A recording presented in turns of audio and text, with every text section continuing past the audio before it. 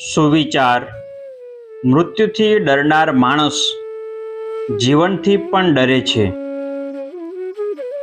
ડર એક કાલ્પનિક ચીજ છે જેને અંગ્રેજીમાં ફોબિયા કહે છે. ડર એક ગ્રંથિ છે જે મગજમાં ઘૂસી જાય તો વ્યક્તિને એવું લાગે છે કે તેનું અસ્તિત્વ જોખમમાં છે.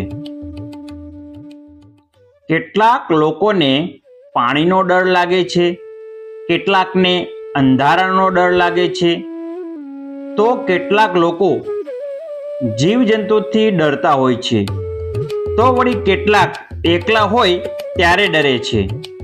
આ ડર માણસની શક્તિઓને કુંઠિત કરી નાખે છે.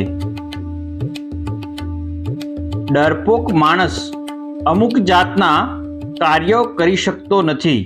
ડર એટલે શું?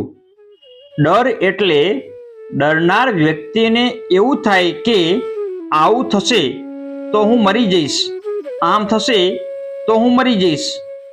આમ માણસને સતત મરી જવાનો ડર લાગ્યા કરે છે. એ જાત જાતની ભયાવહ કલ્પનાઓ કરીને મૃત્યુના વિચાર કરે છે. જે લોકો સતત મૃત્યુથી ડરે છે તેને જીવનનો ડર લાગે, કારણ કે જીવતા માણસને તે બધું જ કરવું પડશે જે રોજબરોજના જીવનમાં આવતું હોય છે. જે મૃત્યુનો ભય રાખે છે તે જીવન માણી શકતા નથી. તેમને સતત જીવનનો ડર લાગે છે.